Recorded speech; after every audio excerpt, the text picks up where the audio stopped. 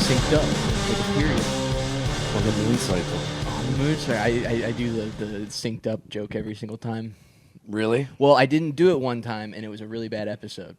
So now I have to do it every time. All right, ready? Let's say it at the same time. Ready? Right. Hold on.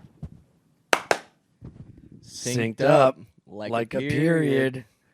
It's going to be a really good episode. Oh, this is going to be such a good episode. Yeah. Hello, and welcome to I Don't Want to Be a Piece of Shit. I'm your host, Carter Doherty, and I'm with special guest today, Ian Fidance. Oh, my goodness. How are you doing, man? I'm good. 5 sold-out shows in Chicago. Yeah. Are you on top of the world? I'm on top of the world, and some coked-out fan bought us hot dogs. The other guy that was with him. Dude, that was crazy. I mean, so tell the fan at home. A year ago, the fan that's listening to this, there is one guy that comments every single time. His name's Matthew. Thank you, Matthew. Shout out, Matthew.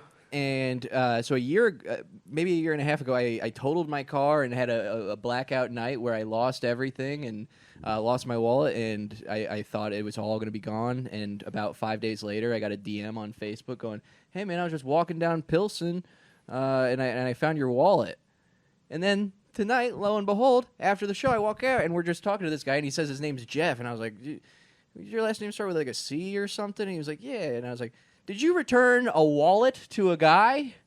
How'd you know it was him off the name Jeff? Because Because you remember what he looked like from the message? And I just remember the glasses and the I was just like... Dude, he had weird shoulders, right? Yeah, he did have a little bit of... Yeah, it looked like he had balloons in his shoulders, like he was wearing like shoulder pads. Yeah, but I wanted to ask, but...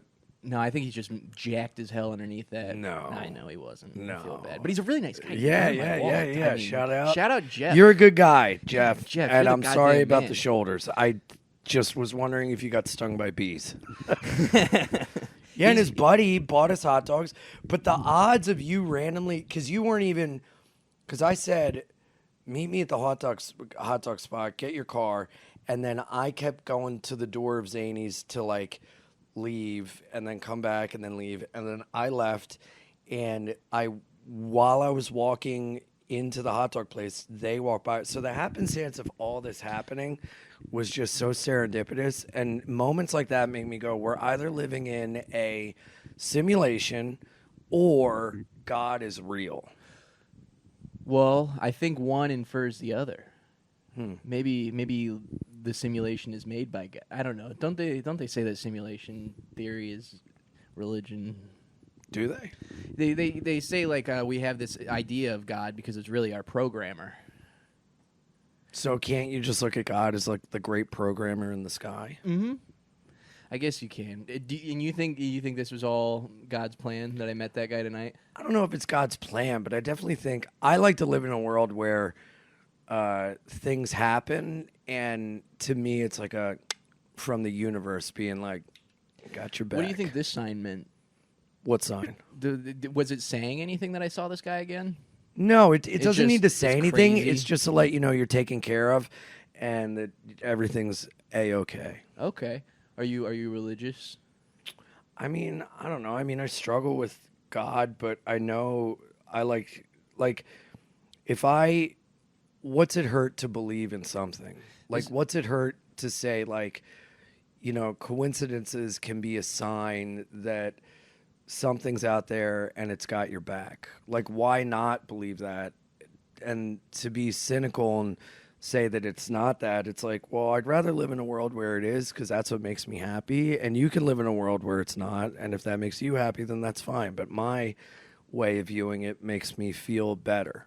See, this is this is a theme I've been like going through in my mind where like I really wish I could believe in a religion.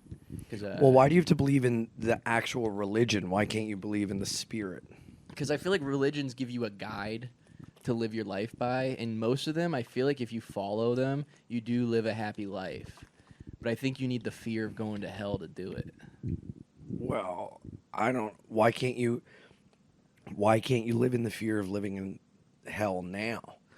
Because I don't believe in it. I think I'm just going to die, and I'm bummed about that. Yeah, but I'm saying if you are going to die, then if you are living a life that will lead you to hell later, doesn't that then put you in hell now?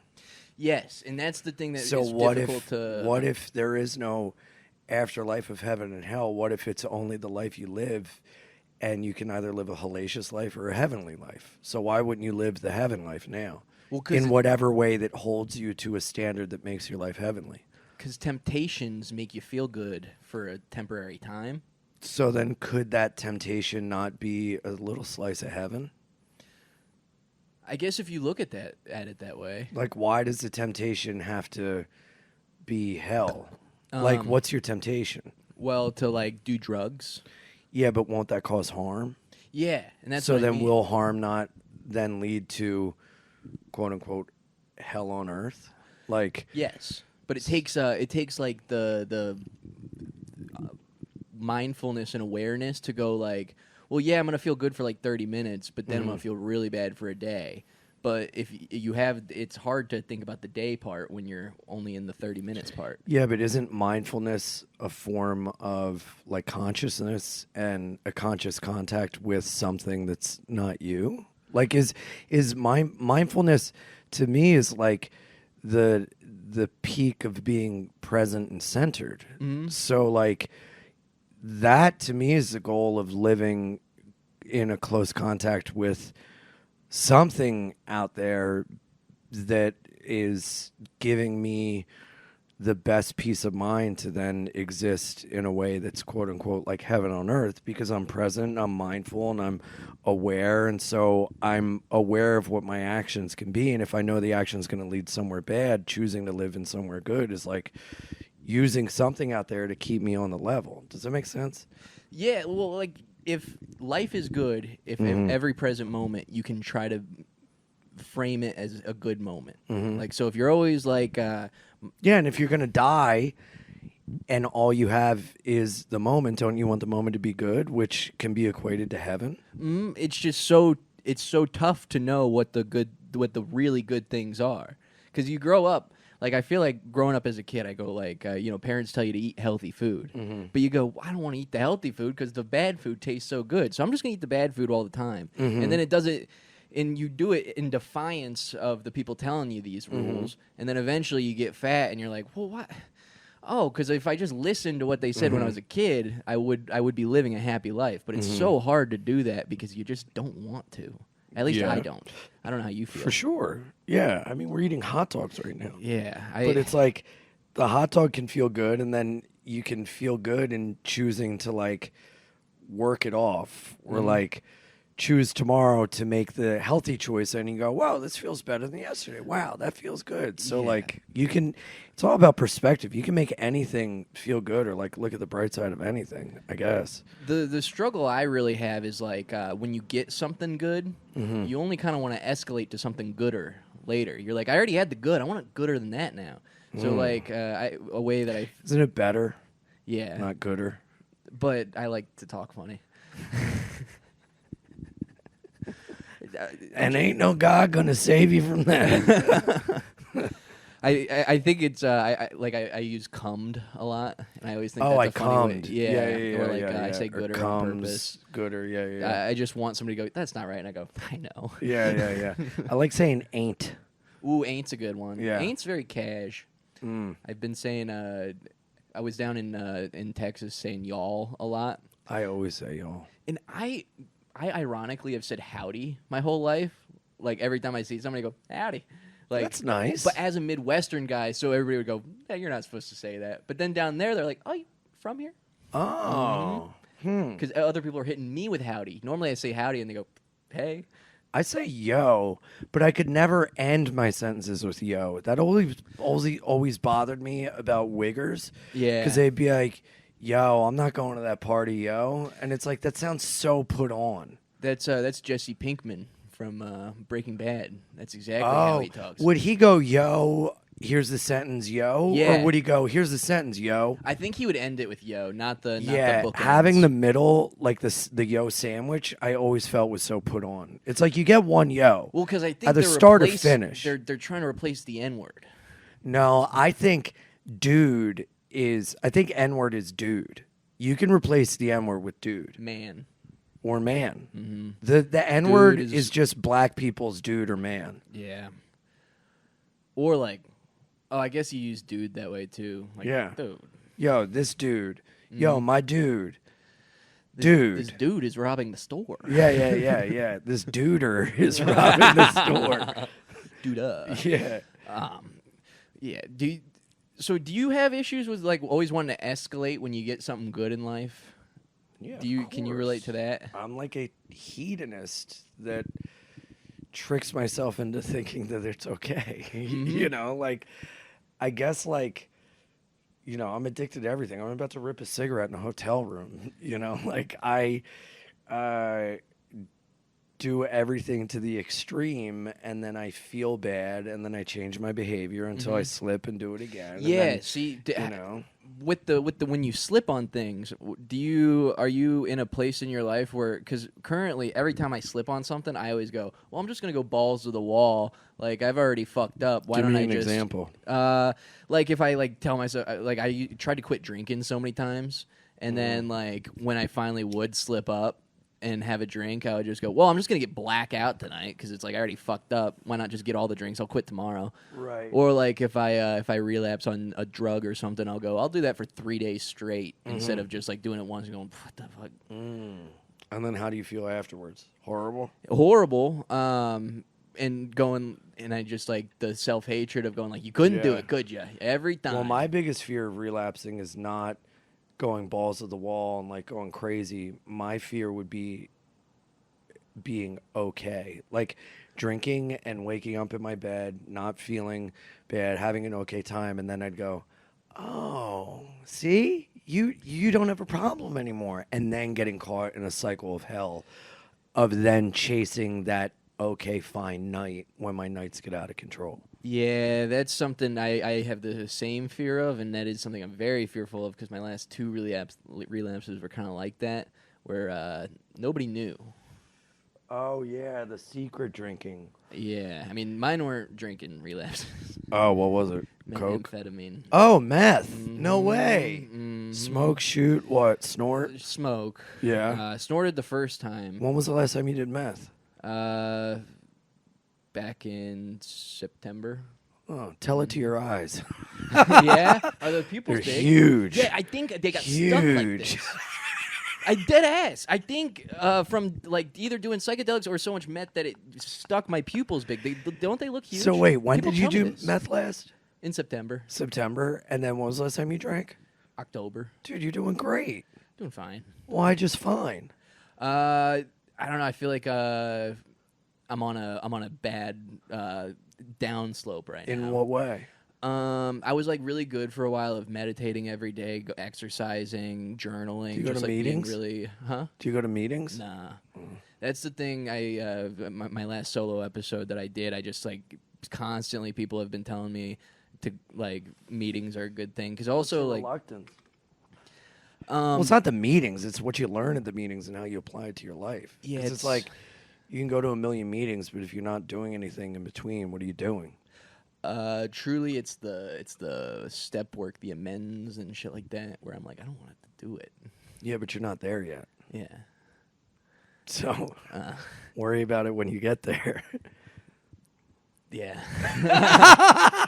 Do you go to meetings? Yeah. Oh. I'm 10 years sober. I still go. You still go? Yeah. It has nothing to do with my fucking drinking. It has to do with my fucking crazy mind. And if I don't do these certain things that help to get me sober and to live like a sober life rather than just like a not drinking life, then I'm going to go fucking nuts. And that's how I can spiral out of control and let like my anger, my hedonism get out of the way. And then when I'm going to meetings, I feel very much, I don't have that desire to go balls to the wall with like sex or like food, and I'm feeling better, you know? And the further I get away from them, the more I excuse that behavior. Were you a person that just kind of picked a vice at a certain point, or did you like, were you just everything back then? Like what, when you first like quit, what were you quitting? Alcohol. Alcohol? I drank alcoholically like the same way a heroin addict shoots heroin. Okay. Like from the second I woke up, do anything to get it, to the second I pass out, over and over and over. And but like, see, this is I guess I kind of relate to this, but don't you just wake up feeling so shitty? How do you do it again? You got to make the shitty feeling go away. Because I was a lunch shift bartender, so I like the people I worked with, were doing shots from 10 a.m. and I did it too, but sometimes I would go into work so hungover and I'm like, I can't do it today, guys, and they would Once you get that first shot, you feel a lot better. It's called hair of the dog. I know. I'm kind of glad I don't have it. I'm just a binger to the max. When I'm gonna drink. But also, when you wake up shaking, the drink makes you stop shake. Yeah, man, one of my good buddies at my last job. I wonder how he's doing now. But he got fired because he was getting drunk on the job too often. But the shakes really scared me. Yeah. Also, the thing is he was like a handsome guy with flat stomach, and I'm like, nobody would know. Nobody would know that this guy is years away from death. Yeah. He probably had no liver. Yeah. I'm lucky. My liver enzymes were good, but I drank away my stomach lining because I drank rock gut vodka, so that's why I have stomach problems now. It's still from my drinking. Yeah, I think I fucked up my stomach at a young age, and I do the coffee on an empty stomach every morning, and then just I'm like, But what made you quit? I mean, which time? Oh yeah, so 10 years sober. I'd been trying since 2008. Okay. So it's like I would get clean time, and then I'd convince myself I wasn't an alcoholic, or I just couldn't handle it. I can handle it now. I'm older. I'd see someone drink and be like, I can do that, and it just would always end bad. And then the period of time between drinking and bad things was getting shorter and shorter till it just was immediate nightmare scenarios, Were you being an imbecile when you were drunk too, causing problems? Oh yeah. I mean, my nickname in college was the liability. I would either get in a fight, get kicked out of somewhere, or wake up. I was a gutter drunk. I would wake up in the gutter, on the street. I mean, yeah, we met the guy. I last time I lost my wallet, I woke up on the street with a broken arm. There you go. And I literally that morning I was walking around with the broken arm, just trying to get people's attention. Was this in October? This was before. This actually was 2 years ago. This was the October before last October. So a year later, I decided to quit alcohol after totaling my car and breaking my arm. But I was walking around in the morning, and it's a really sketch part of the neighborhood, Pilsen. And so it was 5 a.m. and I'm just walking around with a broken arm, going up to cars, going, "Please help me!" And just a lady inside going, "Dude, nightmare." Yeah, and just walking around with a broken arm forever, trying to get somebody to help me, and nobody would help me. That was a pretty brutal time. Scary. Eventually went to a police station, and they helped me, and I called my ex, and she came and picked me up. Jesus Christ. God damn. But yeah, so you were just was it every day you were waking up like that? Yeah, I mean, my last run was a 2-week run, and then it was just horrible, and bad things kept happening. And then I picked my sobriety date of April 10th because I truly don't remember what day it was, because everything was like a blur, in and out of a blackout, and I just remember coming to, and I was in my bathroom puking, and blood was gushing out of my one nostril, and I was doing coke in the other nostril, and I'm drinking so I'm not shaking, and puking and having to drink so I don't get more sick. And then my roommate found me behind a dumpster because I stole fucking vodka from a liquor store, and I hid because the guy went out after me, and my roommate was just dude, what the fuck is the matter with you? I was like, I don't know, man. I was trying to lie and be like, I think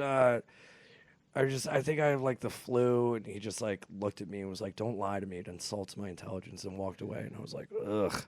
And then that night I woke up, came out of a blackout, and I was with this fucking chick doing coke in a bathroom, and she was naked, and I'm I don't have a shirt on, and I'm what the fuck is happening? And then that day I woke up and I called this drug and alcohol center, and I was like, yo, I'm gonna kill myself if you don't let me in.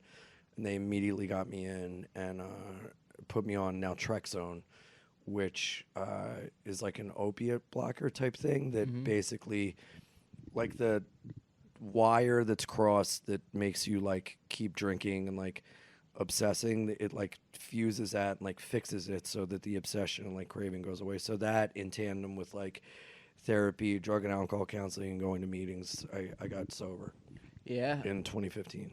Well, that's good. Yeah. That sounds like it was a good thing. Yeah. Well, that's awesome.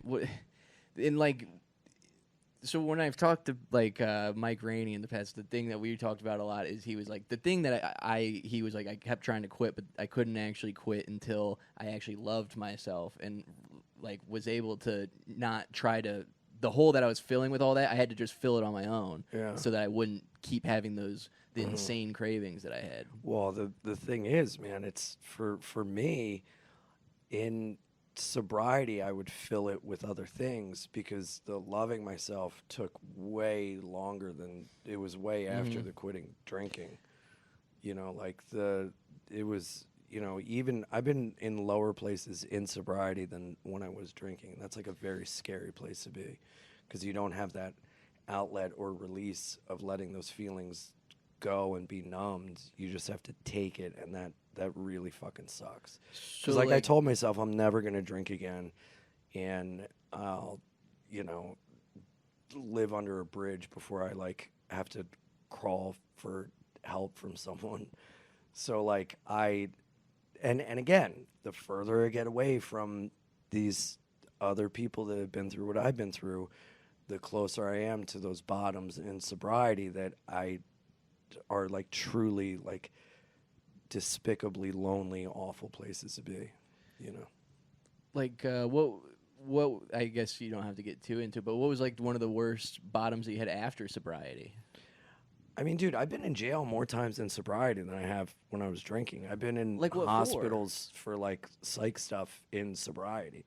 You know, like it's if I'm not maintaining my daily condition, which is a, you know, alcoholic mind that is, you know, like it that thing is still in there that wants me to dive bomb my life to the point where I only have my only choice is to drink to make it go away. You know what I mean? Mm-hmm. And so like it's just, you know, and I'm not alone in that. So many people do and have the same thing, you know, but it's like for me, like if I'm not on the level and like actually working at this stuff, I'm just not a guy that can quit drinking and be fine. So when you feel yourself going down to like a bad path, and even in sobriety, like what are like the steps? Like what's the first thing that you do that could lead to the next thing? Like, it's like, you know, there's like after a while you learn like your trait. There's a phrase, HALT: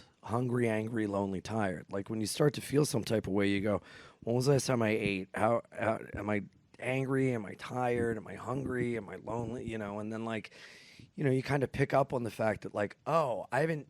It's something as simple as like eating. That's like self-care that I forget to do. You know, something as simple as like sleeping or maintaining contact with other people. You know, I can like isolate like a motherfucker and not talk to anyone, not leave my apartment. You know, use sleep as a means of escaping, use that as a drug, miss all my responsibilities so I sleep away the pain of being awake and having to face reality, you know? And that's all in sobriety. And dude, it's like I have to make phone calls. I have to talk to other people. I have to be around other people. I have to listen to your problems and not just obsess about mine. You know, like I have to do these things or else I can build up a self-imposed like little like hovel of like I, you know, and then I start to act out to feel better in a way, you know, like acting out sexually is like a big part of my, you know, condition or being or whatever, where like, you know, I'm constantly seeking out like sex as validation to like feel better or, you know, like one of my triggers is I know like I've developed healthy patterns of behavior. Like I'm an adult, I'm sober, I can have consenting sexual relationships but my framing of it is, okay, as long as it happens organically, if I meet someone or if, you know, it's like through Instagram, but if I'm trolling dating apps, if God. I'm constantly searching for something, I'm staying up till 5 a.m. just refreshing Grinder, or That like truly trying to find the- something, then that's not okay. It's like inner and outer circle behaviors, And so, like, I've made the same distinctions where I go, like, it's got to be organic and in real life. But then there's, like, dumb triggers where I fault on my own. Like, I got this fucking OnlyFans contract, and I got to post on it all the time. But every time I open it up, there's ads for, like, naked ladies on there. And so then I go, and then I, like, scroll for a little bit, and then I go, yeah. now I'm kind of horny, and Yeah. so then I text a lady or two, and then I don't get a response quick enough. I'm like, well, I guess we can just slide down, type in GR, and hit download really quick, and then I can just like I don't know, have my profile picture up, and then 20 guys tell me I'm the handsomest man in the area, and I'm like, all right, now I feel good, and I'm just gonna jerk off to a dating app. I would get guys to be like, okay, I'll come over, and then it's like, that's all I wanted. So many times, and then you're the flake, but there's like and it's easier with guys. Mm-hmm. Girls, it's harder to get them to agree to just come over and fuck you, and it takes a while. So guys are like, oh, I'll come over and blow you right now, and you're like, okay, I just wanted that validation. I just wanted to feel wanted.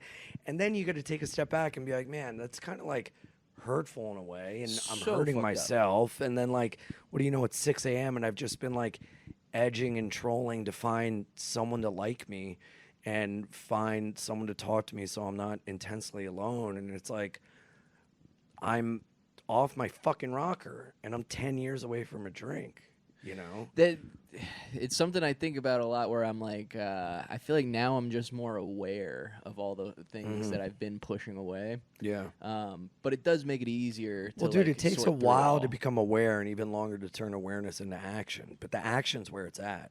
I've gotten myself to a point where I'll start to engage in those behaviors, and then my brain will go, you're doing that thing again. And then I can either choose then, once I'm aware, to stop it and move to a different thing, or to override it and go, oh, I'll just do it this one time. Yeah. And sometimes I go, I'll just do it this one time. And then you know what? I have to make friends with it and go, hey, you did that thing again. You know what? Don't do it today, and work hard at not doing it today. And then sometimes I'll do it over and over, and I got to go, look, man, you're just in a place right now where this is kind of what you have to do. Don't fucking beat yourself up over it, But I can, and that's like self-care, but I can self-care my way into, never leaving my apartment and like doing these things. So I have to be aware of how I talk to myself, and I've been working on like being more compassionate with myself instead of, you fucking idiot, you did it again. You're such a piece of shit. Because then that leads me into doing it again quicker to feel better, to get rid of that negativity. But if I'm more compassionate with myself, I'm less likely to repeat that behavior. But also, like, I'm perfectly imperfect. I'm not a perfect person. I have faults. I'm, someone that fucks up and slips. And as long as I didn't pick up a fucking drink over it or do drugs, like, that's one gleam of light I can pick out all that darkness. And that's what you got to look at and hold on to. I mean, that's a way. I'm trying to have that same perspective of. Why can't you? Self-hatred. I don't know. I'm really trying to be like. Yeah, but you just pinpointed it. Mm-hmm. So you can grab onto it, recognize it, and even if you don't make a change in your behavior, you go, oh, dude, I'm like recognizing this more and more. That's actually a win. Yeah, I'm just kind of frustrated because I felt like 4 months ago I was like doing a lot better with all these things, and I don't know what it. Yeah, but dude, you're a fucking addict and alcoholic. You should be like snorting meth, like breaking your bones, and you're not. Yeah, that's pretty good. God, that's the other thing that I don't even know how to explain it to people, because of like the meth is so crazy of a thing to have done. Yeah. It's not like cocaine where everybody's done it. Yeah. But just I don't know if you can relate to this, but the commonality of it when I go on Grindr or Sniffies of how many people just like have in their bio P&P. Oh, dude, and the fucking Tina and the Yeah, fucking well, 'cause cloud and the ice and everything. Yeah, that was so. The first time I did it, I did like my whole last solo episode was just about like how I did it for the first time. But it was like I was with a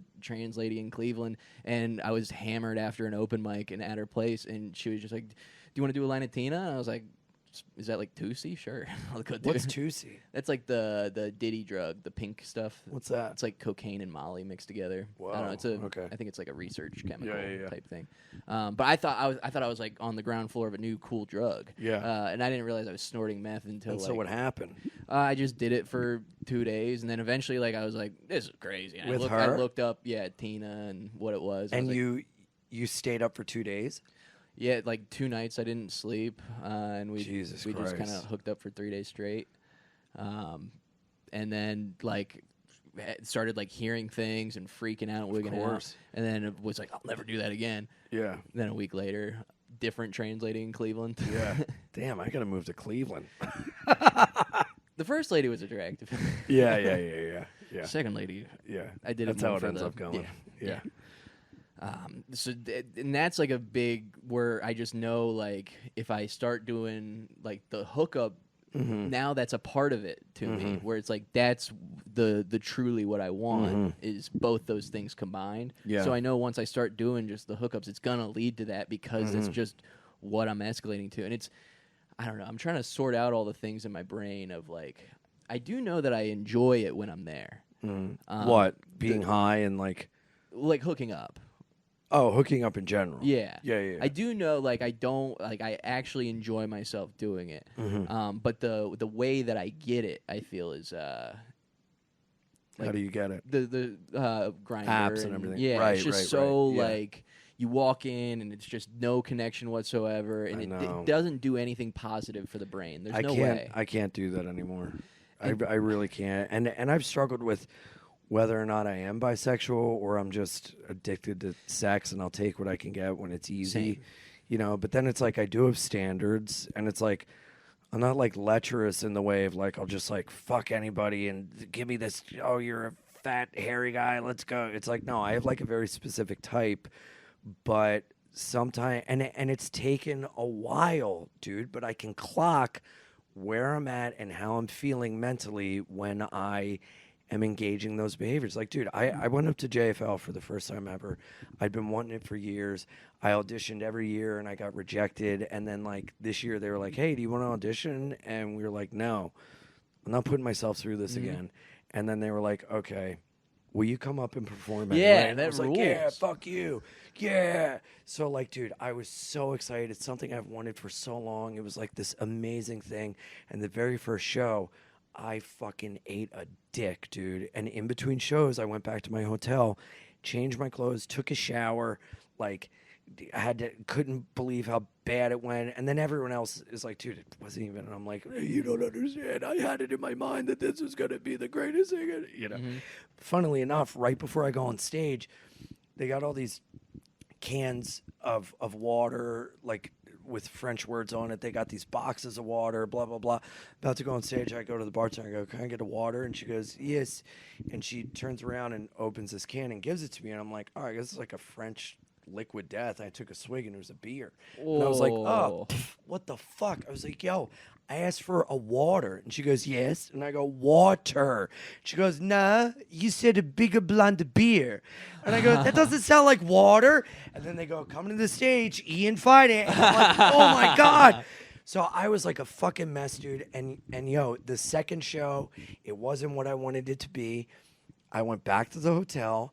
I immediately got on Grindr. I immediately got on Sniffies. I immediately started sending a million things out. I'm at this hotel, coming, blah, blah, blah. And when I get in that way, I have a fantasy about being fucked and, like, treated like shit and, like use me and everything. And then when I had the chance for it to happen, I'm like, oh, no, God. Yeah, it's... And it's a form of, like, cutting. And I clocked it. I go, dude, you are trying to get sex or some form of affirmation because you feel so low right now. And it was like this moment where I had known it and everything. And then I go, dude, you're fucking right. Like literally talking to myself. And I'm like, I'm not doing this. And I like deleted it and I turned it off.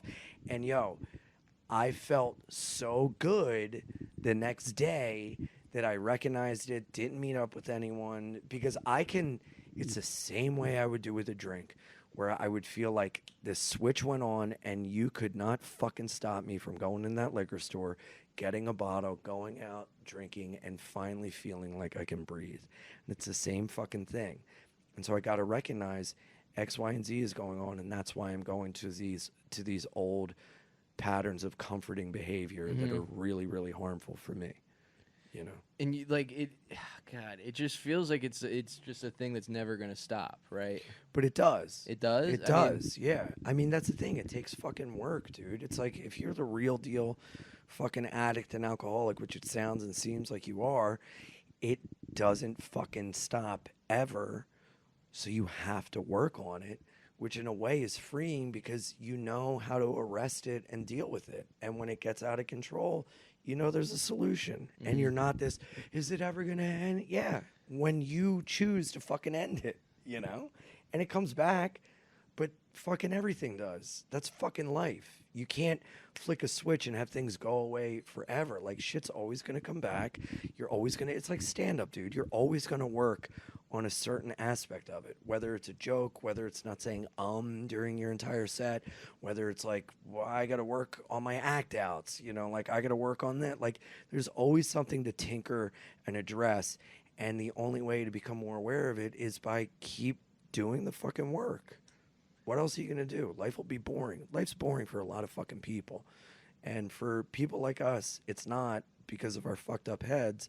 But I'd rather have that than be that fucking guy we saw tonight who wants to do coke with us and like have hot dogs. You know, like that's the thing that I'm trying to not do right now is I really judge all my friends whenever they're getting hammered now. Of course. Where I'm like, I don't know. I really just go like, what's the point of alcohol now? I'm like really anti-alcohol, which is like, of course. I don't know. Some people have a good time with it though.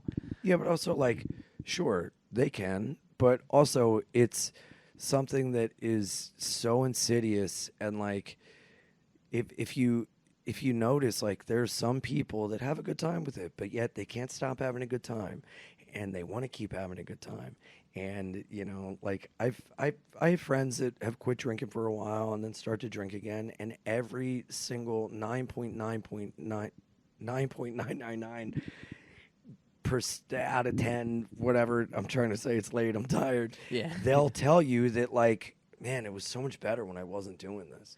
Like, talk to anyone, and 9 times out of 10, they'll be like, yeah, things are better when I don't drink. I mean, it's literal poison. It's a depressant, but it's a social lubricant, and life's pretty fucking tough as is. And to face it head on without this shit is really fucking hard, and it's pretty fun to take the easy way out. Yeah, that was the thing I really think I was trying to plug was my my social lubricant was with alcohol. And that's the thing I've had to like work on so hard in the last year. It's really fucking tough, man. That's why I chain smoke. Because it gets me outside, it gets me away, gets me a reset, you know. And also like I don't go out really, and I'm okay with it. You know, like I don't hang out with a ton of I mean I hang out, but it's very like I go home. And I don't go to parties, I don't go to bars, and I'm okay with it. You know, like the social aspect of it, like the older I get, the more I become aware of my social battery and when I am overextending myself and when I'm not. And, you know, I'm fine with it. Yeah, I'm still at the place in life where I'm always like, I got to be there. I got to be at everything. How old are you? 24. Oh, dude, of course, you know. But, yo, I got sober at 24 for the first time. Yeah. But dude, the years in between my slips and, like, relapses in sobriety are, like, some of the best in my life, you know. And it's, like, just because I drank and, like, fucked up doesn't mean I lost what I learned, you know. It's, like, I don't know. Yeah, that's the thing I'm really trying to do in life is but there's a ton of sober people your age.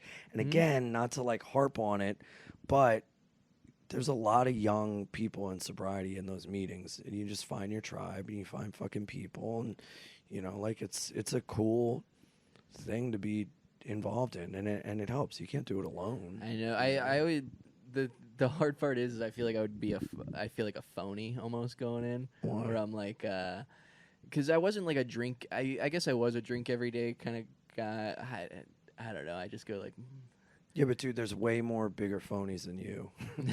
Like there's so many people in AA now who like aren't real alcoholics, and they're just like, yeah, I just hated hangovers. And it's like, okay.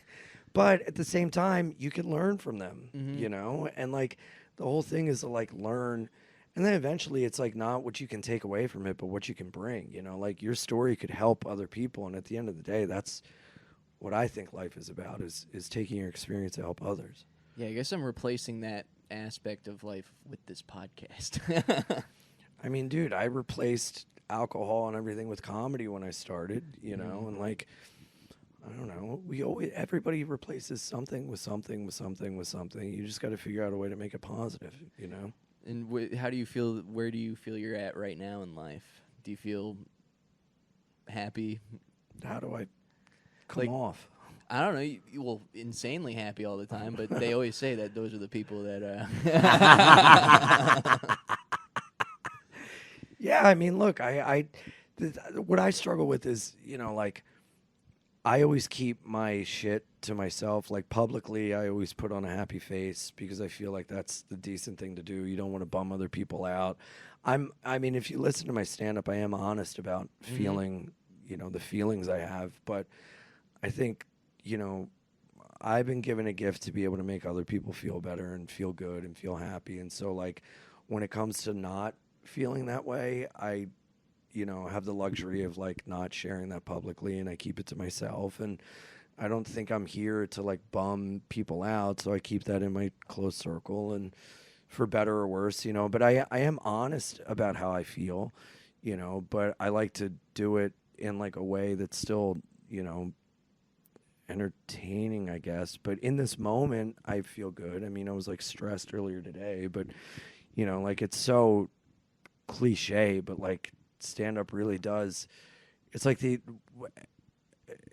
it's such an important part of the day for me because it's when I'm so like focused and in the moment, which I try to be outside of it, and sometimes I hit it, sometimes I don't. But you know, like I feel good, and I said it on stage tonight, but I'm having more fun now than ever, and it's like no coincidence that I'm like, I mean, I'm doing like a fucking million things to make it work. It's so fucking hard just to be on the level, you know. I'm like aside from the hot dogs tonight, you know, I'm like trying to like eat right and meal prep and go to the gym and box and go to therapy and fucking, you know, call people and help people and fucking, you know, and yeah, I fall short, but when I try, I feel way better than when I don't. See, this is like, I don't know. I feel the same way of like my life is good when I'm trying really hard, but also when it seems like my life, like the things in my life are allowing me to be happy. Like stand-up's going well, I'm in shape, money's good. But that's hard too, because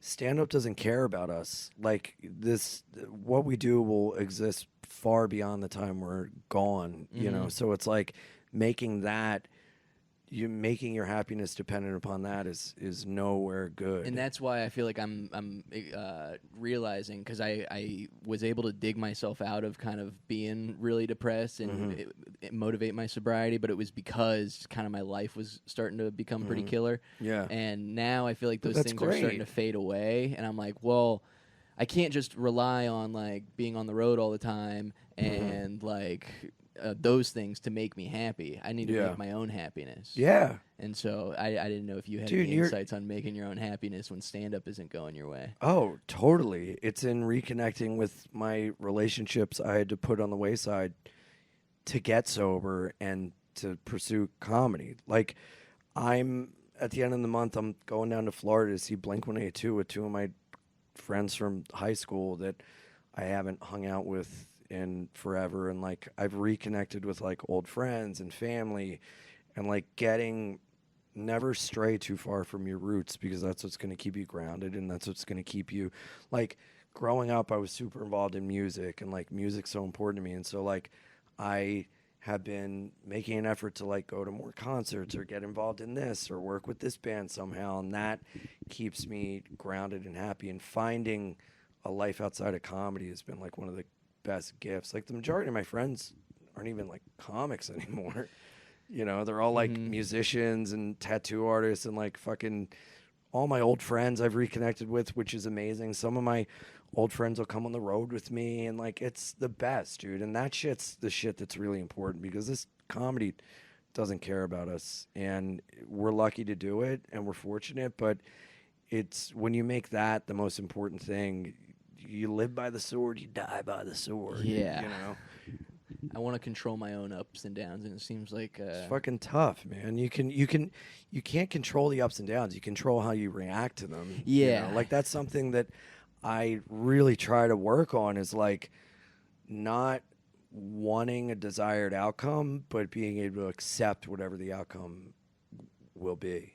And that's, I think, the key to everything for me is acceptance. Accepting the good, accepting the bad, and not trying to fight it, because it is what it is and it'll be what it'll be. Mm-hmm. That's I think like I when I would get called to the principal's office or something when I was a kid, or just any tiny thing would go wrong, I would have like freakouts in school. I would legit like throw tables, and like I just, when things didn't go my way, I would legit pretty late into life, like sixth grade, I was like trying to fight teachers if I like Jesus would, Christ. yeah, it was What fucked are you, up. a teen? Call back to not on the pod. Call back to the car ride over here. A bunch of teens. Yeah. Using code words for blacks. Continue. Wait, what was I talking about? I don't know. But yeah, I just I don't know.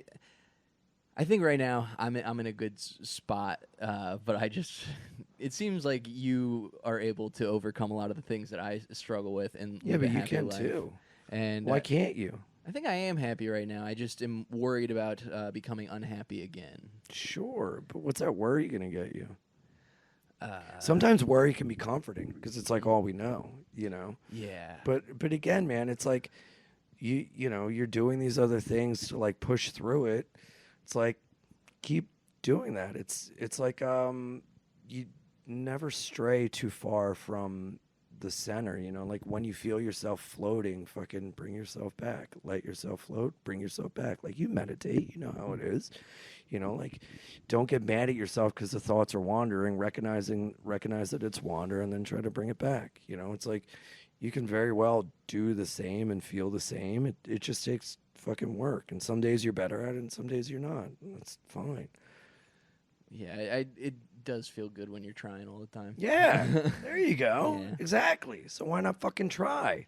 I'll try. I'm gonna try tomorrow. Yes, dude. Thank yes. you so much. You tried today, I tried today pretty hard, and it worked pretty fucking well, didn't it? Yep. I had Yeah. I got a boot off my car. There it is. I went for a run before I came to the show. There you go. I did meditate today, dude. See, look at this. Today's a good day. Today's a good day. Thank you so much. Yeah, thank you, Friggin' man. Talking to me. Of course.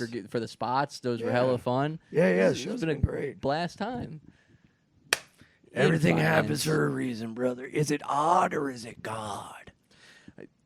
I want to believe it's God now.